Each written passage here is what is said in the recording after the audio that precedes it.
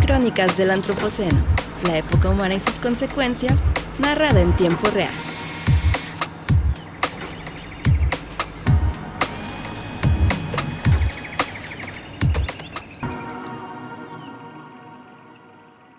Hola, bienvenidos a Crónicas del Antropoceno. Yo soy Víctor González Quintanilla, me acompaña Juan Nepote. Hola, ¿qué tal? Y también está aquí con nosotros hoy Agustín del Castillo. ¿Cómo están? Buen día, buena tarde, buena noche cuando lo escuchen. Buena jornada. Buena jornada. Exactamente. Muchas gracias por acompañarnos, Agustín. Ya escuchábamos nosotros aquí, los que están escuchando el podcast a través de las plataformas de YouTube.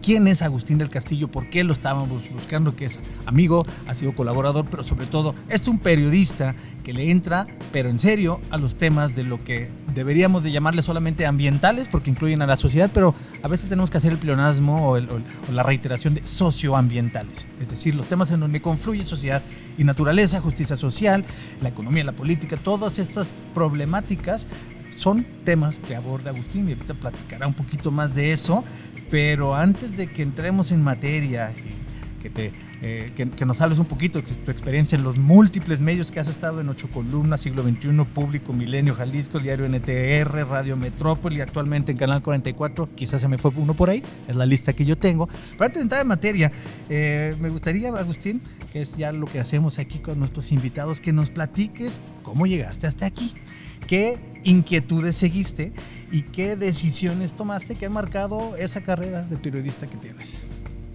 Bueno, ¿cómo llegué hasta aquí en este momento? Pues persistiendo en no morirme, lo cual en esta época llena de lutos es importante, tiene su relevancia. Y lo digo porque de la pandemia para acá ya sabemos que se ha vivido un incremento en la tasa de mortalidad y a veces uno piensa como que hay un retroceso porque tu proyecto de vida está hecho para 70, 80 años, después dices, cuando te despides gente de 50, de 40, pues que las cosas no están tan claras. Y hablo de mortalidad porque no solamente es las vidas humanas las que se están acortando, esta profesión que es el periodismo también está viviendo una crisis de mortalidad. Estamos reinventándonos y creo que esta prueba que hemos enfrentado los últimos 10 años, pero sobre todo tal vez de la pandemia también para acá, ha sido... a final de cuentas, saber si estábamos hechos para esto. Creo que esta prueba de algún modo la estamos pasando los que seguimos aquí, pero no todos la pueden pasar y uno debe comprender. Dicen por ahí que primero hay que ser cristiano, ¿no? Hay muchos muchachos, muchas personas jóvenes que apostaron por el periodismo y quizás no tuvieron las oportunidades que tuvimos nosotros en mi generación. A mí me parece que cuando yo tomé la decisión de ser periodista, convergieron intereses personales, el amor por la naturaleza, por la cultura. Me parece que es fascinante justamente esta relación que plantea el periodismo ambiental, cómo nos relacionamos con el ambiente y cómo construimos y cómo dependemos además de la naturaleza, una cosa que se nos suele olvidar a los seres humanos. Pero es evidente que en la época en que esta apuesta personal se hizo, el periodismo iba convirtiéndose en una profesión sólida, una profesión que prometía mucho en México.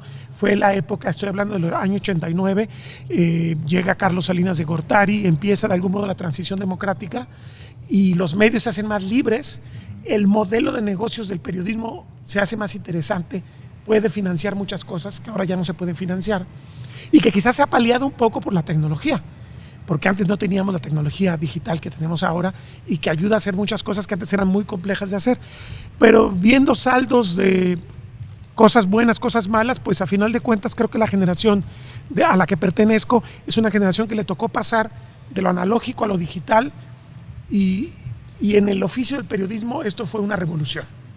Una revolución que ha democratizado mucho el modo de hacer información, el modo de hacer periodismo, pero también ha significado una especie de pérdida de control sobre la calidad de la misma profesión. Me parece que el aspecto más crítico que tiene el periodismo en esta época es que no estamos garantizando la calidad que requiere la audiencia. A final de cuentas, el periodismo siempre es político, hay que decirlo, porque habla de asuntos de interés público y porque busca generar que la gente haga algo con la información.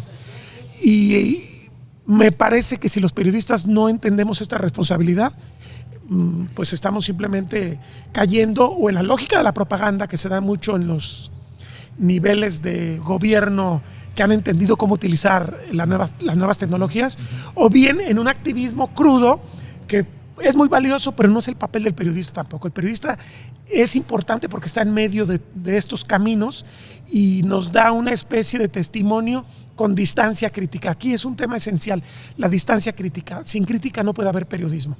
Entonces, bueno, no sé si contesté lo que te dije, pero a estas alturas me parece que 34 años de desarrollarme en esta profesión me confirma que en su momento esta elección, que fue difícil y que ha implicado momentos críticos, pues es la profesión que yo quería hacer.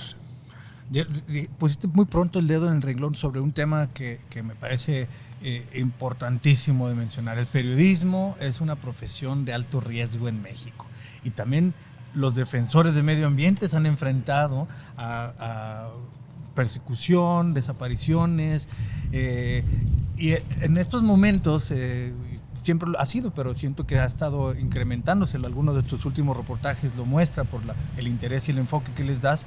Ese choque entre la falta de presencia del Estado, el estímulo por grupos que están buscando beneficio, sin ni siquiera tener que mencionar cuáles, pues sabemos que hay de todo tipo de grupos, y en medio están comunidades. Eso me parece que es uno de los temas que caracteriza el periodismo que haces, y el periodismo que hace investigación, pero que se enfoca en las comunidades y en lo que se están enfrentando. Sí, totalmente. Creo que en esencia la crisis que estamos viviendo, que produce todo lo que has comentado, es una crisis del Estado. El Estado ya es incapaz de monopolizar la violencia, de monopolizar el control territorial, y otros grupos están tomando ese control. O sea, aquí estamos en una especie, decía en un libro de hace como 50 años Humberto Eco, el regreso de la Edad Media. Es una especie de... Yo no diría regreso de la Edad Media en México, porque en México no existía en la Edad Media como país. México en realidad tiene 5 siglos pasaditos, más allá de los debates que se quieran armar respecto a esto. Pero digo, es realmente un planteamiento medieval, porque se refleja un poquito en esta ciudad. Uno lo ve, estamos en Guadalajara, seguramente cualquier ciudad de América Latina se pueden ver estos pequeños recintos amurallados donde la gente se refugia. Ajá. Se refugia de la violencia, de la inseguridad, se refugia de un Estado que no solamente es ineficiente, suele tener ligas con la criminalidad en algunos ámbitos. No suscribiría yo que estamos viviendo crímenes de Estado, o que el Estado es el que patrocina la criminalidad. Me parece esto un poco excesivo, por lo menos pensar que los gobiernos nacionales lo hacen, pero su ausencia es tan terrible o peor que esto, porque entonces permite que los grupos de poder de cada región puedan tomar el papel del Estado, y a final de cuentas son los que dictan las leyes, son los que deciden qué se hace con cada palmo del territorio, son los que deciden cuánto pagas o si no pagas por hacer alguna actividad económica, y son los que te imponen además hasta las normas de convivencia, porque es impresionante. Los grupos criminales en algunas regiones de México te dicen hasta qué hora puedes salir de tu casa, te dicen por dónde puedes transitar, te dicen que pidas permiso para hacer una reunión. O sea, estamos viendo una claudicación del Estado que se traduce directamente en la pérdida masiva de libertades. Y esto es una cosa muy dramática, y bueno, en mi profesión pues lo vivimos de forma muy descarnada, porque el periodismo de algún modo utiliza quizás la libertad más importante que tenemos los seres humanos en una sociedad civilizada, que es la libertad de expresarnos, la libertad de decir cosas. Oye, Agustín, algo que, bueno, dijiste una cosa antes que es a la que quiero regresar. Sí. Dijiste muchas cosas antes, pero hay una a la que yo quiero volver y usar este escenario que describías ahora como plataforma para ello. Tal como lo acabas de señalar, que es lo que vivimos todos en nuestros países en América, digo, no es exclusivo de México esta crisis y este problema de seguridad tremendo. Parecería entonces que es mucho más necesario cada vez una labor como la del periodista ambiental, ¿no? En una crisis como esa, creo que tenemos claro todos que es importante señalar los temas, ser críticos, ver a los ojos a las personas, organizarnos de otra manera. Y al mismo tiempo, como ya también señalabas, hay una crisis importante en el mismo periodismo, ¿no? Ese es, digamos, otro elemento de la crisis. Y entonces a lo que quiero volver es a la idea de calidad. Decías, que identificabas como uno de los asuntos por resolver, de los pendientes en el ejercicio profesional del periodismo, garantizar su calidad. Entonces yo quisiera platicar contigo sobre qué hace falta para asegurarnos de esa calidad, porque me parece una contradicción por lo menos asombrosa el pensar que en los últimos años espacios como este proyecto en el que estamos ahora, el Museo de Ciencias Ambientales, o sea, han surgido estos proyectos en las universidades, como la propia Universidad de Guadalajara, se ha buscado generar espacios de formación profesional de periodistas, o sea, cosas que no había, y curiosamente, paradójicamente, además de establecer esas características o esas condiciones, buscar que la gente se forme, pues cada vez hay menos espacios de trabajo. No se puede garantizar que la gente que se está formando allí eso puede desarrollarse profesionalmente en algún espacio. O sea, me parece sumamente contradictorio lo que se ha intentado por una parte con lo que vemos como resultado. Y sobre todo me gustaría pensar en ¿cómo aseguramos la calidad? Entonces, ¿qué nos haría falta hacer para ayudar a dotar de esa calidad al periodismo ambiental? Mira, me parece que la base sería que el periodismo fuera viable como una profesión. Como una profesión me refiero a que te puedas dedicar al periodismo y vivas del periodismo. Porque aquí estamos regresando a otras épocas en las cuales el periodista lo era en sus tiempos libres y se dedicaba a otra cosa que le daba el sostenimiento. Claro. Esto es muy perverso porque no ayuda a profesionalizarte. Yo me pregunto cuántos periodistas que están activos tienen tiempo de utilizar estos recursos para mejorar su capacitación. Estoy seguro que la mayoría no tiene tiempo, porque si en mi época ya tenías poco tiempo y te dedicabas nomás a un medio de comunicación, ahora todo el mundo está en 2 o 3 medios de comunicación, tratando de generar cosas personales para mejorar también su financiación, tratando de jalar recursos para proyectos, tratando de atender una audiencia que es muy diversificada, tratando de entender también por qué mucha gente que consume redes sociales no le interesa. Y esto es otra cosa que podríamos llevarnos también muchos programas. Muchas veces pareciera que no les interesa la verdad, que no les interesa lo real, que no les interesa lo que está sucediendo. Entonces compites contra un espectáculo, compites contra una serie de juegos artificiales y no hay manera de desmarcarte porque la gente no termina de entender cuál es la diferencia entre un periodista y un no periodista que tiene un podcast, que tiene TikTok, que tiene videos en YouTube. Y bueno, una de las cosas impresionantes de esta época en política es cómo vemos, por ejemplo, las conferencias de cierto presidente de la República de América Latina llena de youtubers, llena de gente que en realidad no tiene una formación de periodista ni hizo la profesión de periodista, que en realidad reproduce nomás mensajes. Eso no es el periodismo. El periodismo implica, no voy a decir yo que necesitamos un apostolado o vivir en carne propia los extremos del sufrimiento, no. Pero en realidad, para ir a los lugares donde ocurren las cosas, necesitas hacer muchas cosas. Necesitas sacrificar cosas, necesitas tiempo, necesitas espacio, necesitas cierto nivel de carácter para estar dispuesto a afrontarlo, necesitas recursos, necesitas dejar de hacer cosas que hace la gente común en su casa. Visualizar de otro modo el tema de la seguridad. Hay muchas cosas que van más allá de sentarse en un aula a escuchar. Yo recuerdo que cuando estudiamos periodismo, la crítica era, no nos preparan para el periodismo. Pareciera que lo que nos dicen que hay que hacer es lo que no vamos a terminar haciendo. Porque además estaba divorciada la academia del periodismo y la mayoría de los maestros no eran periodistas o tenían una corta experiencia de periodista. ¿Cómo puedes enseñar una profesión?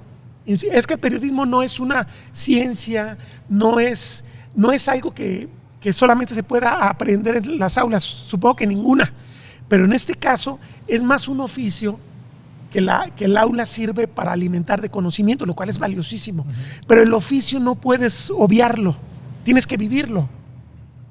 Por eso se forman tan pocos periodistas. O si tú quieres, tienes periodistas en formación en todos los medios, periodistas que están viendo cómo resolver problemas en el día a día, y periodistas que quizás algún día puedan ser buenos y lo van a hacer sobre la marcha porque el oficio lo están aprendiendo sobre la marcha.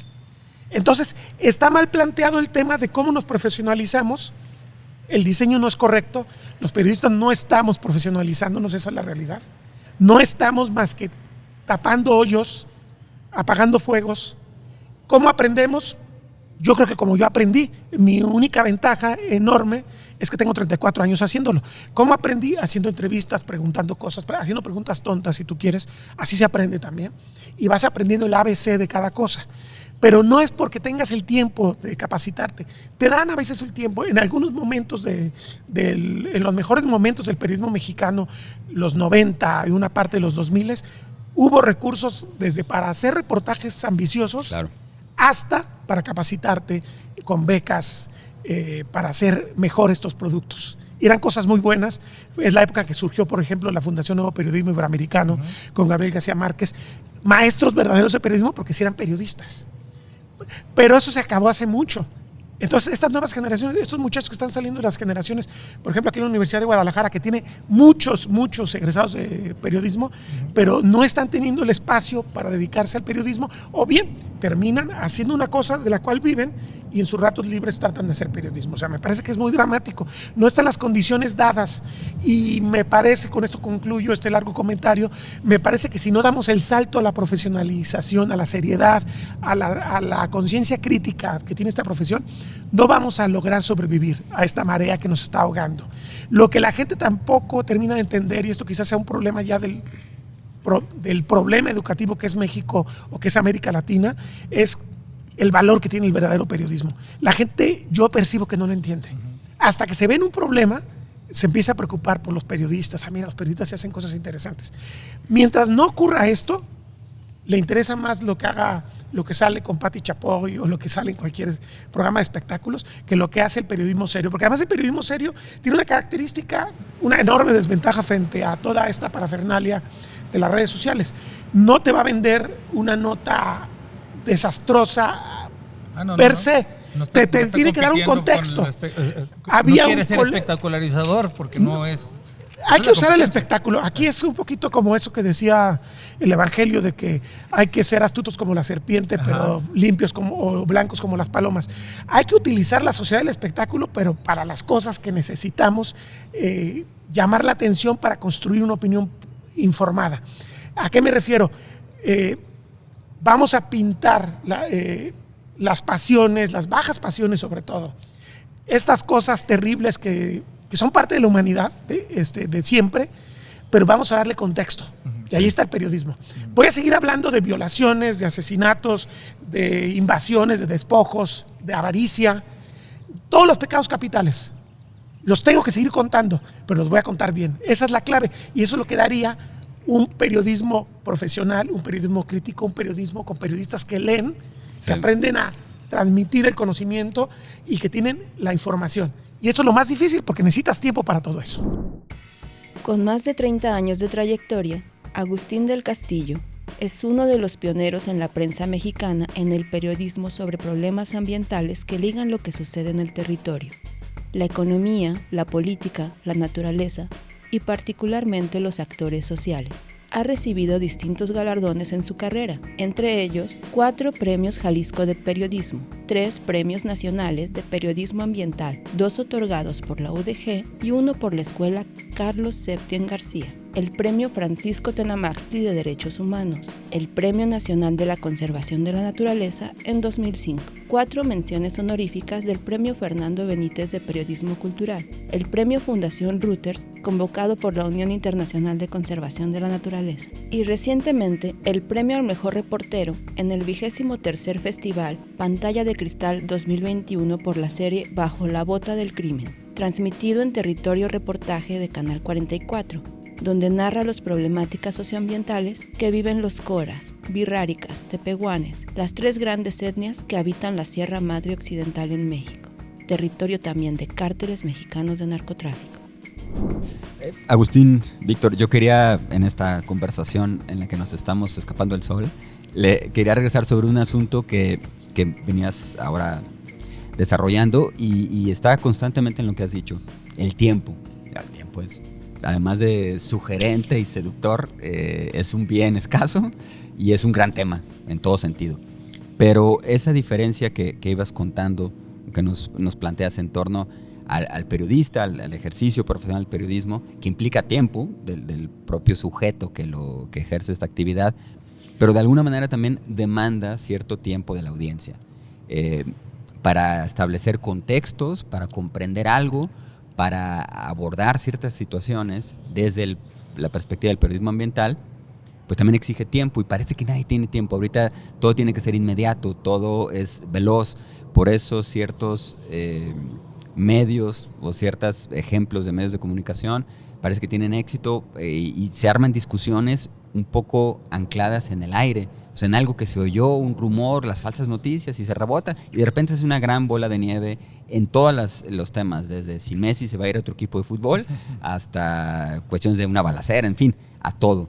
Entonces pensaba mucho en eso de la inmediatez y el tiempo precisamente como requisito, como ingrediente para el trabajo periodístico, pero también me gustaría sumarlo a otra duda, un poco jugar con ese tiempo y la exigencia del contexto, pero también hace un momento nos hablabas del periodismo especializado, digamos, que sería este ambiental, o cómo podríamos situarlo de una manera más transversal. Yo soy de la idea de que los periodistas no podemos ignorar, aunque nos dediquemos a, mira, lo más extremo, los espectáculos, la cultura, el deporte, que es periodismo también, aunque hay en el caso del deporte y de los espectáculos pocos ejemplos realmente de periodismo, pero cualquier periodista al estar inmerso en una realidad que implica un territorio, que implica una atmósfera, que implica una cuenca, tendría que tener estos principios siempre visibles para hablar justamente del contexto, porque el medio, el ambiente es el contexto, pues. No podemos ignorar si hay un concierto de Alejandro Fernández en un espacio abierto y cae una tormenta, no podemos ignorar que estábamos en la época de lluvias, por ejemplo, y que nos habían avisado en el meteorológico que iba a caer una tromba. Entonces, si hubo 10 muertos en esa concierto, ¿quién fue el culpable? ¿Quién no tomó las precauciones? ¿Y por qué el periodismo no sirvió para tomar una decisión? En ese sentido, el periodismo está inmerso en lo ambiental porque la realidad es eso. Y el periodista tiene que tener un entrenamiento, una capacidad para interpretar las cosas desde lo ambiental. Aunque se dedique a la especialidad económica, la política, caray, la economía está sumamente ligada al tema ambiental. ¿Qué pasa con las cosechas en Estados Unidos cuando hay sequías? Se cae el precio del grano y entonces se dispara la escasez a nivel mundial y no tenemos suficiente grano para la ganadería en México, por ejemplo, o nos cuesta más caro, sube el precio de la carne. O sea, son cosas que son ambientales y que terminan impactando todo lo demás. Si no entendemos esto los periodistas es que no estamos haciendo periodismo. Por supuesto que es transversal y a final de cuentas podríamos tener dos definiciones de periodismo ambiental: el periodismo mismo, que es lo que acabo de decir, y el periodismo ambiental, que ya sería esa especialidad que quizás se enfoca más en los aspectos directos de la relación del hombre con la naturaleza o con la naturaleza misma, como la vemos, como la contamos, como la medimos los seres humanos, pues. Aterrizando en un ejemplo, Agustín, de los muchos que hay, y yo le recomiendo a nuestro auditorio que revise algunos de los muchos reportajes de Agustín del Castillo. Por ahí pondremos algunas ligas que quieras compartir. Otros reportajes está en YouTube, etcétera, ¿no? Hay mucho que se puede ver, pero aterrizando en ejemplos.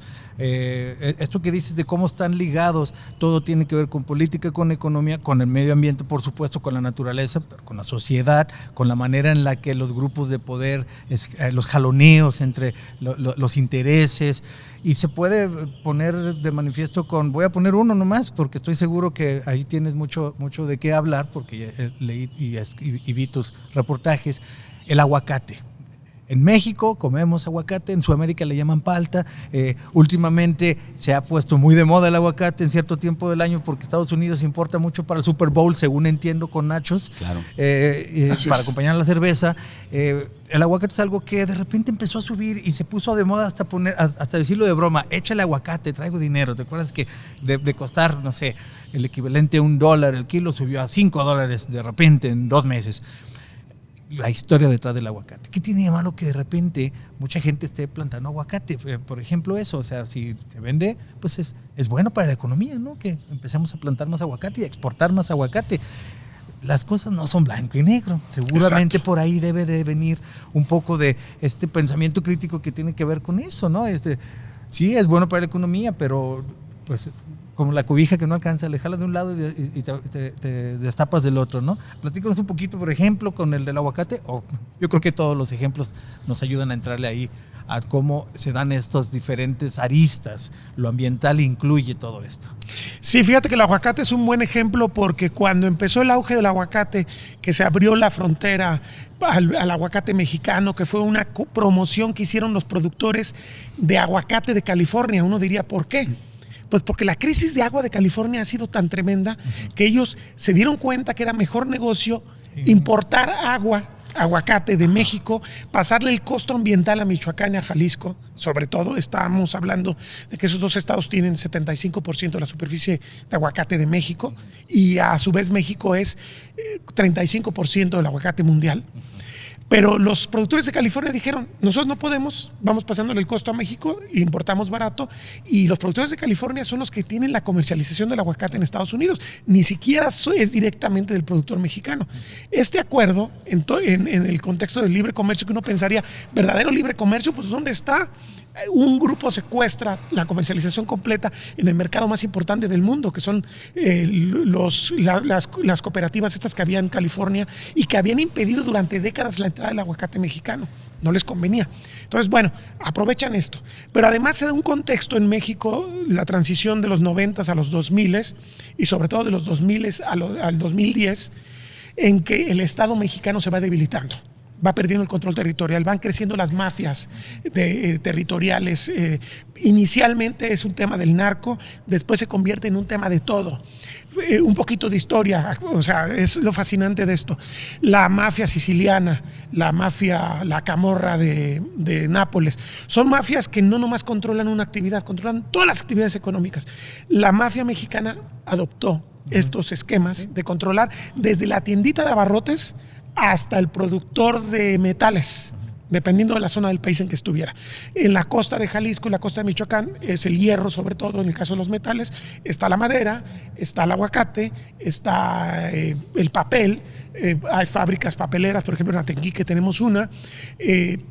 Cualquier actividad productiva le van generando un control que les va dando recursos y van financiando cada vez grupos más grandes, ejércitos privados cada vez más grandes. Enfatizo nuevamente el tema de esta pintura medieval. Los señores de la guerra eran señores medievales que el rey no lograba controlar.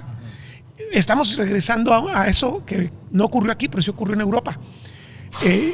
Estos señores autónomos que no le piden permiso a nadie, aunque nominalmente tienen un presidente o un rey al que le deben obediencia, son los que están poniendo las reglas y son los que pusieron las reglas para el aguacate y para cualquier trastorno del uso del territorio que se ha generado en los últimos años. Entonces ellos ven la oportunidad de negocio que abren los estadounidenses con el aguacate, se apoderan en buena medida. No digo que ellos sean los dueños de todas las plantaciones, esto sería nuevamente un simplismo, pero no hace falta. Basta con que tú cobres un impuesto para que pase por el territorio. Y basta con que controle las aduanas. Está documentado el control de las aduanas por parte del crimen organizado en México desde hace 15 años.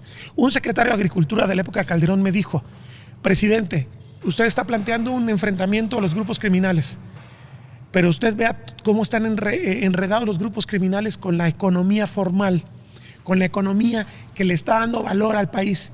No la va a ganar. No la podía ganar. Está enrarecido todo está mezclado. Entonces, tenemos un ámbito jurídico, por ejemplo, vamos a otro terreno que no se suele utilizar para explicar. Fiscalmente, el campo no produce, no paga impuestos. Entonces, es un territorio opaco completamente. No hay registros nítidos de cada productor, de cada planta que produce, de cada empleo que genera, porque está exento de impuestos, porque estamos instalados en una mitología de utopía agraria. Entonces el campo hay que darle todas las facilidades para que produzca sin pagar impuestos. Se le regala casi el agua a los productores, no tienen que pagar, los alimentos no pagan IVA en México. ¿Cuál es el lado perverso de esto? Que tienes un espacio impresionante para lavar dinero del crimen en el campo, en el sector primario. El sector primario, ¿por qué es tan pujante en Michoacán, en Jalisco? Por muchas razones, entre otras porque hay crimen organizado que está ahí lavando recursos. O sea, te das cuenta cómo se va haciendo un relato cada vez más complejo, porque convergen los tiempos, convergen los intereses, converge desde la geopolítica. ¿Por qué se hizo fuerte? ¿Por qué se hizo poderoso el crimen en México? Por cuestiones de geopolítica, Torres Gemelas, cierre de puertos, la mafia colombiana pierde control, necesita la mafia mexicana, la mafia mexicana se hace poderosísima. O sea, ¿cómo cada decisión política, cada decisión económica, cada decisión social termina convergiendo en una tormenta perfecta que hacen que el aguacate sea un gran negocio, pero también sea un enorme riesgo ambiental, social, político, porque esto implica historias de incendios, historias de despojo, historias de trabajas para mí, no trabajas para nadie, historias de desapariciones. Puedes insertar dentro del relato del aguacate todas estas cosas dramáticas que nos están preocupando. No digo que el aguacate sea la causa única, es un motor de muchos motores de la devastación ambiental, pero es sin duda una expresión de los intereses feudales que están controlando el territorio en las regiones en términos de biodiversidad más importantes del país. Oye, déjame agregar a esto, me parece fascinante la historia, el relato que nos hacías, Agustín, y vuelvo a insistir en la invitación que hace Víctor.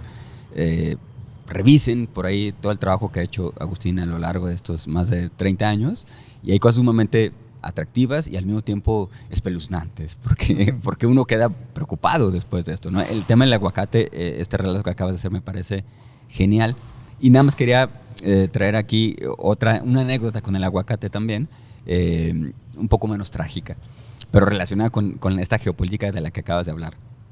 En este año, además, 2023, se cumplen 100 del nacimiento de Ítalo Calvino, un escritor de los, creo que todavía rescatables, memorables del siglo XX, y que a todos nos parece, es un consenso que es un gran escritor. Bueno, su papá vivió en México, y eso es algo que no está muy bien documentado, vivió cerca de una década por acá, y vino a revolucionar las ciencias agronómicas en nuestro país. Estaba feliz, si hubiera quedado más tiempo, pero se le atravesó la revolución, entonces se regresó. Y por eso Ítalo no nació en México, pues nació en Cuba, pues estuvo a punto de haber nacido en México. Bueno, el papá fue quien llevó el aguacate a Italia. Él fue el primero en introducir el aguacate en Italia, en cultivarlo y promover su uso y su consumo. Entonces, pues, no con estos fines de la camorra que acabamos de decir, pero claro. Bueno, otra vertiente ahí de estas relaciones. Ahora hay que echarle agua fría al relato caliente que acabo de platicar. 75% de la superficie que está bajo producción de aguacate no está en bosques. No implicó cambio de suelo. Esto es muy importante porque entonces satanizamos toda una agroindustria. No, está sobre viejos terrenos de cultivo donde el problema es otro. Y no son menores, pero no se compara con el cambio de uso de suelo. Por ejemplo, una superficie que producía maíz ya produce aguacate ahora. ¿Quién va a producir maíz entonces? Exacto. El maíz no tiene precio. En términos de mercado no es viable el maíz. ¿Qué va a pasar? ¿Qué va a hacer el Estado mexicano para garantizar que esto que es dieta básica del mexicano? Ahora, el otro elemento, el agua. Se llama aguacate por alguna razón muy poderosa. Es un consumo de agua impresionante. Y aunque no tumbara árboles, que todo estuviera sobre terrenos de cultivo, la demanda de agua es enorme. Y este es un tema por sí solo, que ya es una agenda ambiental, aunque no tuviera el tema del cambio de uso de suelo. Otro dato que me parece importante, los productores en su inmensa mayoría no tienen nada que ver con el crimen organizado. Pero podemos decir que en las zonas de control del narco, la mayoría en algún momento está pagando una cuota por protección. Y si no es el productor primario directamente, son las empacadoras. Entonces, el crimen sí está presente de modos un poquito más evanescentes, pero siempre está presente porque entiende el valor de este negocio. Oye, dijiste algo muy, muy interesante, Agustín, y que yo quiero tocar. No hay que satanizar, porque, y voy a tratar de, por lo menos, parafrasearte, si no citarte por algo que vi por ahí, somos amigos en redes sociales, y vi que explicabas que satanizar o echar la culpa a lo que creíamos que lo estaba haciendo simplemente nos hace desatinar en qué vamos a hacer al respecto.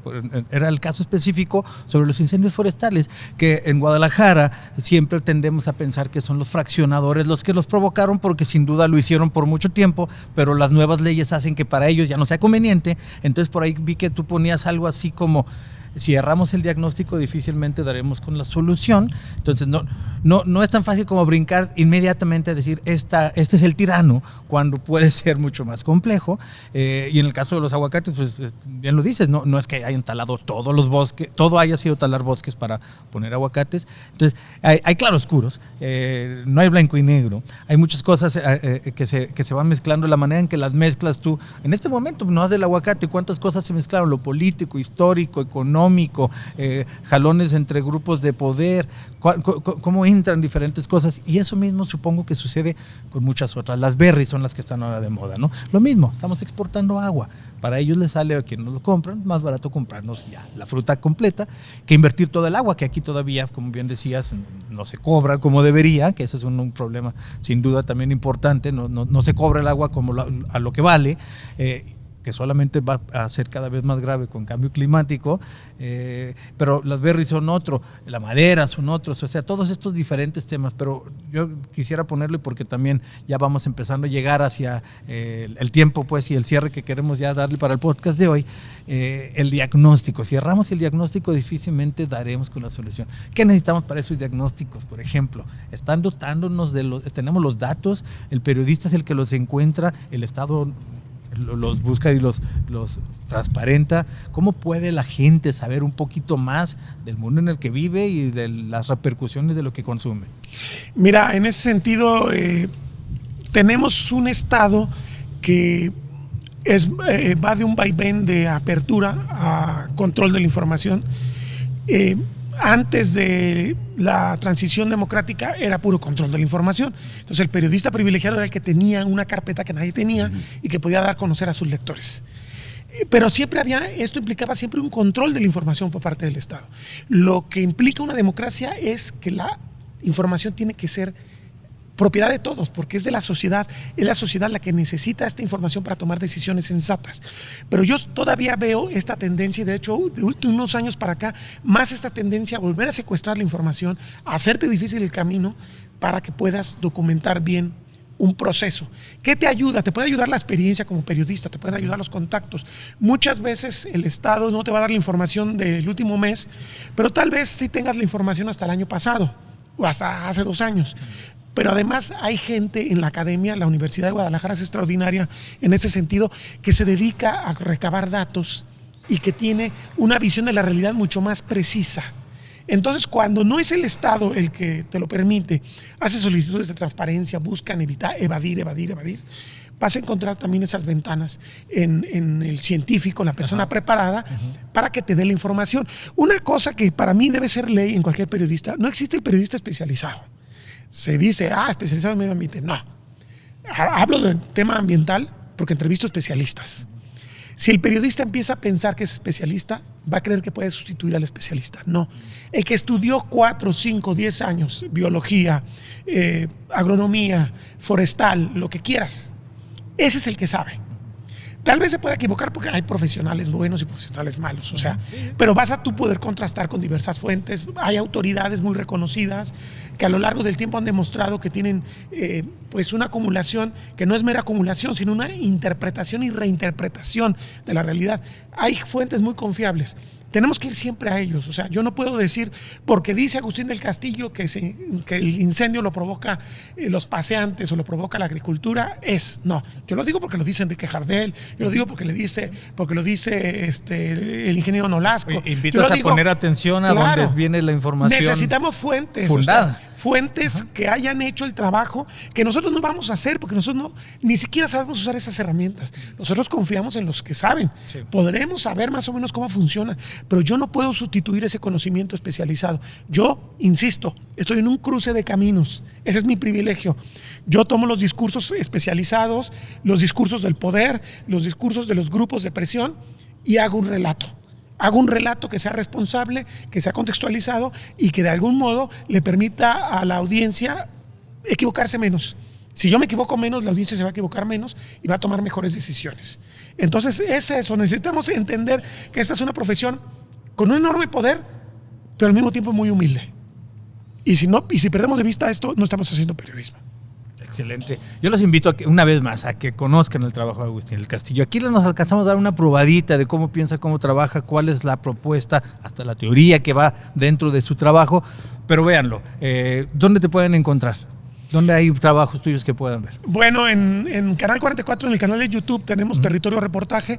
Estamos por grabar el programa 160 ya. Es 160. Sí, hemos abordado. Reportajes, son reportajes de 40 minutos. De 52, 53 minutos. Reportajes de una hora, audiovisuales, que además siempre te acompañan fotógrafos, videógrafos que ayudan a ilustrar. Pondremos todas las referencias en donde encuentras el podcast. Si lo escuchas en audio, si lo ves en YouTube, ahí ponemos en la descripción del capítulo las ligas directas a Territorio Reportaje, sobre todo, y algún otro artículo que quieras tú compartir. Bueno, todos los días estoy colaborando en el diario NTR de Guadalajara y estoy produciendo, pues a final de cuentas, nota diaria también. Al mismo tiempo que hago esos reportajes de territorio, hago la nota diaria en NTR. Y bueno, están mis redes sociales, en particular en Twitter, que es donde más muevo mi información, es @AGDelCastillo. Excelente. Ahí pueden encontrar a Agustín. Yo voy a poner ahí nosotros, pues, de parte del podcast, vamos a poner ahí las referencias, las ligas, para que lo conozcan, para que sepan más o menos cuáles son estos reportajes de los que estamos hablando, de cómo él hace periodismo. Te agradezco mucho, Agustín, tu tiempo. Gracias a ustedes. Tu tiempo, que te hayas desplazado aquí para que estuviéramos en el edificio que albergará el Museo de Ciencias Ambientales que construye la Universidad de Guadalajara. Si escucharon aquí que había martillazos de fondo, o si nos estás viendo en YouTube ya te habrá dado cuenta. No era que estuvieran enojados con lo que estaba diciendo, era que están trabajando. Son ya te habrás dado especiales, para que se vea que trabajamos. De efectos especiales. Si sigues el podcast Crónicas del Antropoceno, te habrás dado cuenta que ya hemos estado un par de ocasiones en otros lugares. Hoy estamos en el edificio que será el Museo de Ciencias Ambientales, que estamos pues muy próximos a empezar las primeras actividades aquí en este museo que construye la Universidad de Guadalajara. Hace más de 6 años empezó a edificar el edificio, pero es un proyecto que lleva más de 10 años, del cual tú has estado también al pendiente y has estado relacionado, nos has echado también ahí en la mano con asesoría, en algún momento a lo mejor aquí se pudiera dar alguna cosa como para periodismo, ya sea premio de periodismo, formación de periodistas. Ojalá que podamos hacer mancuerna con todo eso. Ojalá, sería muy bueno para el periodismo, sin duda. Así es. Lo será, seguro. Es uno de los objetivos de que existe un proyecto como este que sirva también de paraguas a un montón de iniciativas, de proyectos, de profesionales, de la comunidad universitaria y la gente que se vincula con él. Así que, y muy bonito estar aquí abajo.